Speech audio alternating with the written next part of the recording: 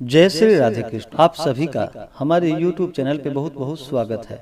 आइए सुनते हैं वैशाख मास महात्म्य कथा में 23वें अध्याय की कथा। अब तक आपने 1 से लेकर के 22 अध्याय कथा को श्रवण किया। अगर नहीं सुना हो तो हमारे चैनल पे वैशाख मास महात्म्य के नाम से प्लेलिस्ट बनाया गया है, आप वहां से जाकर के पिछले अध्याय कथा को श्रवण कर सकते हैं। हिंदू धर्म में वैशाख महीने का बड़ा ही विशेष महत्व माना गया है। वैशाख के महीने में गंगा स्नान करना, दान पुण्यों का कार्य करना, भगवान विष्णु का पूजन करना, इन सबों का बड़ा ही विशेष महत्व है। तो आइए सुनते हैं वैशाख मास महात्म्य कथा में 23वें अध्याय की कथा। तो बोलिए प्रेम से भगवान विष्णु की जय, माता लक्ष्मी की जय, सर्व देवी देवता की जय। श्रुतदेव जी कहने लगे, अब मैं पापों के नाश करने वाले महात्म्य का वर्णन करता हूँ। वैशाख मास की शुक्ल पक्ष की तीज, जिसे अक्षय तृतीया कहते हैं, इस दिन सूर्योदय के प्रथम जो स्नान करते हैं वह अवश्य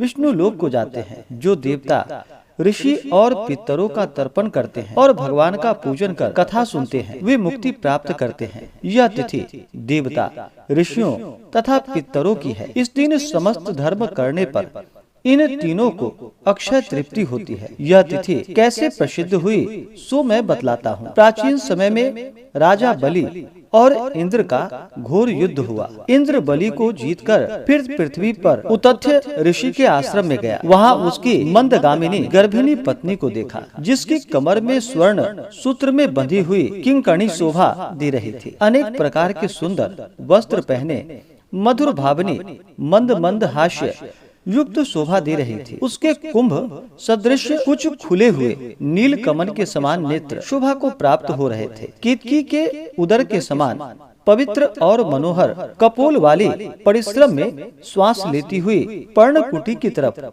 मुख करके पलंग पर सोई हुई थी। उसको इस प्रकार सोते हुए देखकर इंद्र काम के वशीभूत होकर बलपूर्वक उसके साथ भोग करने लगा। तब गर्भस्थ बालक ने अपने पैरों से योनि मार्ग को ढक दिया, जिससे इंद्र का वीर्य पृथ्वी पर गिर पड़ा। इस पर इंद्र ने क्रोधित होकर शिशु को श्राप दे दिया कि तू इस कर्म के करने से जन्मांध हो। तब ऋषि के श्राप से डरकर इंद्र वहां से भागा। उसको इस प्रकार भागते हुए देखकर ऋषि के शिष्य हंसने लगे। तब वह लज्जा के मारे मेरु पर्वत की कंदरा में जा छुप गया और वहां बैठकर तप करने लगा। जब इंद्र कंदरा में छुप गया तो राजा बलि ने अपने गुप्तचरों द्वारा सब बातें जानकर स्वर्ग पर आक्रमण करके अमरावती पुरी को घेर लिया और देवताओं तथा दिक्पालों को सब विभूतियों सहित अपने अधिकार में कर लिया और देवताओं का राज्य भोगने लगा। तब अग्नि आदि सब देवता दैत्यों से दुखी होकर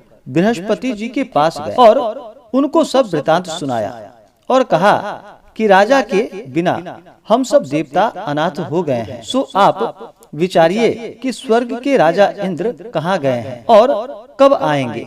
तब देवगुरु बृहस्पति जी ने इंद्र का रसातल में बलि को जीतकर उतथ्य के आश्रम में जाना और ऋषि पत्नी के साथ बल पूर्वक भोग करना एवं शिष्यों से अपमानित होकर कंदरा में छुप जाने का समस्त वृतांत देवताओं को सुनाया और कहा कि अब इंद्र सची के सहित वही गुफा में घुसा हुआ है। वह अपने किए हुए कर्म पर पश्चाताप कर रहा है। तब सब देवता उसी कंदरा में पहुँचे और उसमें बैठे हुए इंद्र को देखकर सब उसके बल वीर्य की प्रशंसा कर कहने लगे कि हे देवताओं के स्वामी, आपके बिना दैत्यों ने हमको बड़ा क्लेश दिया है। हम स्थान भ्रष्ट होकर फिर रहे हैं। अब आप चलकर शत्रुओं का दमन करो।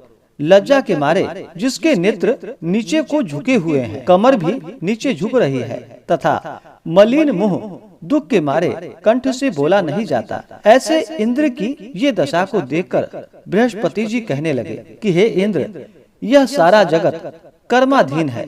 मान अपमान, सुख दुख, लाभ हानि सब कुछ पूर्व जन्म संचित कर्मों का फल है। चतुर मनुष्य दुख में चिंता नहीं करते और सुख में प्रसन्न नहीं होते। तुमको भी यह दुख प्रारब्ध से ही प्राप्त हुआ है, अतः इसका शोक न करना चाहिए। इंद्र कहने लगा कि पर स्त्री गमन के दोष से मेरा बल वीर्य मंत्र शक्ति, विद्या शक्ति सब कुछ नष्ट हो गया है। इसी कारण मैं यहाँ गुप्त निवास कर रहा हूँ। इंद्र की यह बात सुनकर सबने इंद्र को बल देने का विचार किया। बृहस्पति जी ने कहा कि हे इंद्र, भगवान प्रिय, इस वैशाख मास की सभी तिथियां अत्यंत पुण्यदायक है। अक्षय तृतीया को, जिसमें स्नान आदि से मनुष्य के हजारों पाप नष्ट हो जाते हैं और वीर्य तथा ऐश्वर्य बढ़ता है, तुम स्नान आदि करो। बृहस्पति जी के ऐसे वचन को सुनकर इंद्र ने अक्षय तृतीया का स्नान, दानादि वैशाखोक्त धर्म किया, जिससे उसके बल वीर्यादि सब पूर्ववत बढ़ गए तथा पर स्त्री गमन दोष भी नष्ट हो गया। इस कर्म से इंद्र अपने पापों से ऐसा छूट गया जैसे चंद्र राहु से। तब वह पूर्ववत देवताओं से शोभा को प्राप्त हुआ और दैत्यों को जीतकर उसने अपना अधिकार प्राप्त कर अमरावती में प्रवेश किया। देवता भी पूर्ववत यज्ञ में भाग लेने लगे। तभी से यह उत्तम तृतीया जगत में प्रख्यात है। यह देवता, मनुष्य, ऋषिगण सबको संतोष देने वाली है और सब दुष्कर्मों को काटने वाली, अत्यंत पुण्यदायक तथा भुक्ति मुक्ति को देने वाली है। इस प्रकार से श्री स्कंद पुराणीय वैशाख महात्म्य में नारद एवं अम्बरीश के संवाद में अक्षय तृतीया महिमा कथन नामक 23वां अध्याय पूर्ण हुआ। तो बोलिए प्रेम से भगवान विष्णु की जय, माता लक्ष्मी की जय, सर्वदेवी देवता की जय। इसी प्रकार से अगर आप सब आगे के अध्याय को सुनना चाहते हो, हमारे चैनल पे नए हो तो हमारे चैनल को लाल बटन दबा करके सब्सक्राइब करें, साथ में बेल आइकन घंटी को दबाएं ताकि मेरे वीडियो का नोटिफिकेशन आपको समय से मिलता रहे। वीडियो को लाइक करें, शेयर करें। सुखी रहें और स्वस्थ रहें। जय श्री राधे कृष्ण। धन्यवाद।